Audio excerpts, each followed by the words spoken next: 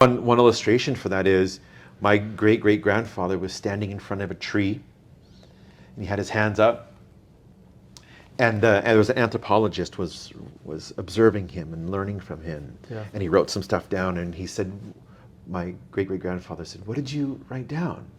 He said, "Oh, that you're worshiping the tree." And he laughed and laughed. He said, "What kind of culture does this anthropologist comes from where they worship trees?" I was thanking God for this tree. So we often view people from our perspective instead of asking them, when you do that, what does it mean? And the right way to do it, to respond back is, so when you pray, you talk to God. Yes. Oftentimes what we do is we keep pushing our observation and we say, no, you're talking to, no, in my culture, I'm only speaking from my culture, we only pray to Nas, the creator of all things. When our belief system in our culture, when someone dies, they die. So I think it's very important that when we meet people, that we ask them, when you do that, what does it mean? Right. And believe them. Many people still won't believe me. Perception and bias. Yes, I Tell us about one. Yeah, I work in Canada, and my wife and I'm the director, and she's the assistant director for Indigenous reconciliation for the Seventh Adventist Church in Canada.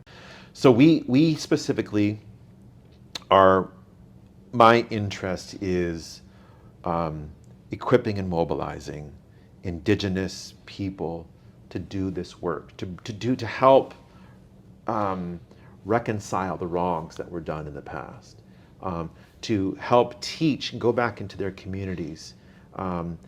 Really, what does Scripture say? Because our prayers are the most important thing that we have for us, and yet in many, many settings, to this day, people will say the way you pray is evil. And I have that. So what part of, I mean, those are helping Native American, or they're helping the Indigenous in their own personal journey, health, well-being, relationships. But what part of, what are you doing for the reconciliation part? Are you talking about reconciliation between them and the government, between them and God? My role is to help people understand what does reconciliation mean, and some processes that they can go through in order to reconcile with your father, with your mother. And so how do we reconcile those relationships? How do we reconcile with siblings?